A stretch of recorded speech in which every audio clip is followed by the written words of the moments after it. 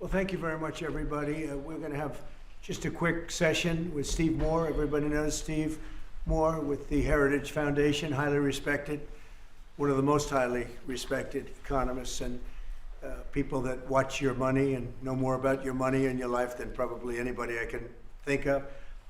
And I want to thank Steve for being here. I saw this today. They came out.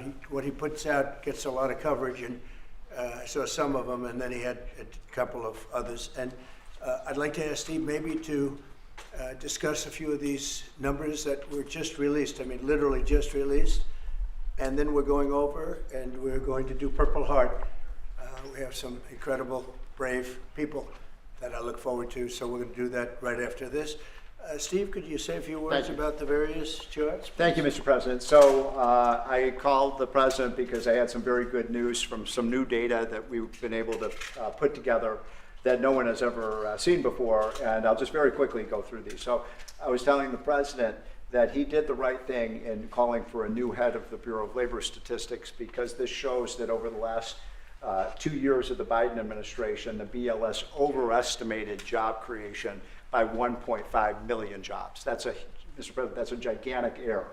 And I don't know if she's, I'm not. It might not have been an error, that's the bad part. If it was an error, it would be one thing. I don't think it's an error. I think they did it purposely.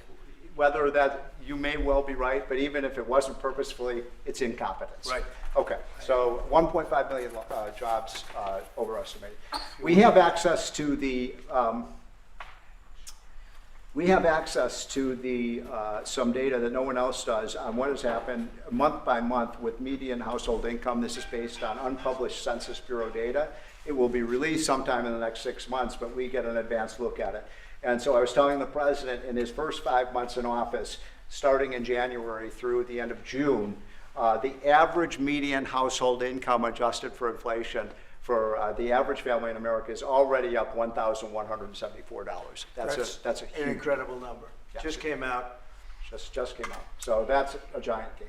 And if I would have said this, nobody would have believed it. There's your number. We're doing well. So the next one compares, we finally have the 2024 data on what happened with real family income in the United States. And so what I did was I compared the record in Donald Trump's first term with the Joe Biden first term. And you can see that, by the way, these dotted lines here, Mr. President, that's COVID. So if it had not been for COVID, these numbers would have been substantially better. But even taking account President Trump's last year in 2020, we saw a $6,400 real after inflation gain in income for the average family. And that compares with Joe Biden, which was a measly $551. So, Mr. President, you gain 10 times more income for the average family than Joe Biden is because of your policies. And that's taken into consideration COVID, Yep. Which a lot of times you don't have to do that. Because but we were I'm very glad you did we were that. over No, we were almost 8,000 until. Look at that number. Yeah. Okay. So then we looked at which families did the best. And we have data from the Census Bureau that shows by income percentage. So the 25th percentile is the lowest income, 75th percentile is the highest income. And what I find fascinating about this, Mr. President, is every income group did better. The red is President Trump, the blue is President Biden. Every single income group did better under President Trump. But what's really amazing is look what happened under Biden. The lowest income group lost income under Biden. They were poor 4 years after Biden's presidency. No gain virtually whatsoever for the middle class. And the rich was the only group that did better under Biden, which is ironic because Biden keeps saying he was trying to get rid of income inequality. He made income inequality worse, not better. It was President Trump that reduced income inequality. These numbers just came out, by the way. Yep. And then finally, these are the numbers just I just showed you in percentage terms. Mr. President, these are the numbers in dollar terms. So even the lowest income, 25th percent, gained about $4,000 in income. That's a lot for a lower income family. $6,400 for the middle class and almost $10,000 for the richest. So you can see every income group did better under Trump than Biden by a wide margin. that's the story. I think when you look at them, they're all something, but this one chart really says it better than anything. If you look at this, this is great, but this chart is pretty amazing right here.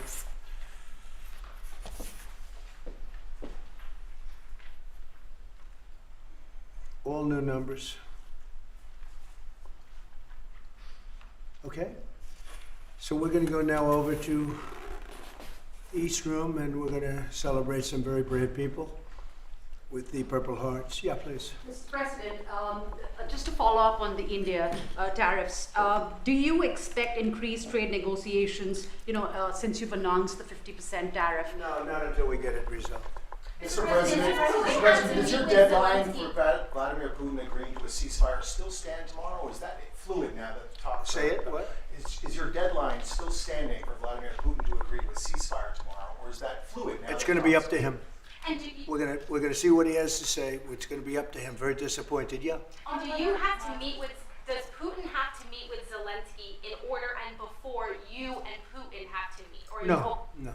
Are you So hoping you're for, willing to, that's actually important because President Putin said this morning he was pretty dismissive of this idea of meeting with President Who was? Zelensky. President Putin was. I don't know. I didn't hear For you him. to meet with him, he doesn't have to agree to meet with Zelensky. Is that what you're saying? No, he doesn't. No. So when do you think that meeting? They would like to meet with me, and I'll do whatever I can to stop the killing. So last month, they lost 14,000 people killed last month. Every week is 4,000 or 5,000 people. So I don't like long waits. I think it's a shame. And they're mostly soldiers. They're Ukrainian and Russian soldiers, and some people from the cities where, missiles are lobbed in and you'll lose 35, 40 people a night, which is terrible. But no, mostly it's soldiers, and you're talking about, on average, 20,000 a month. 20,000 people are dying a month. Generally young people, soldiers. We're going to, speaking about soldiers, we'll see you over for Purple Heart. Thank you. Thank you.